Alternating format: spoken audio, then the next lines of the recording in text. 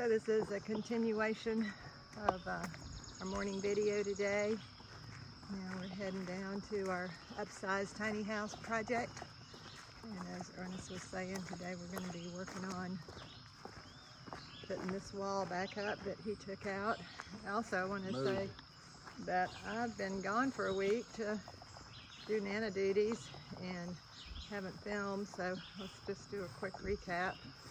When I left, there wasn't even anything but a, hold the stick where you want to go. Oh, I can't. So I'm not sure where Ernest is pushing me, but I'm not going in the right way. Anyway, we had this, didn't have this deck here. We had maybe that one first board that we were working on, and he's finished out the deck. He did post that. And then there was our bedroom wall back there, and we took that down. Ernest took it down all by himself and moved it over here.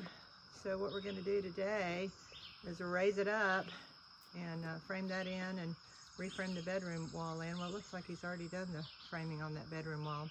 Anyway, I'm going to stop for now and set up our camera, and then I'll show you raising that wall. Have a blessed day, everyone.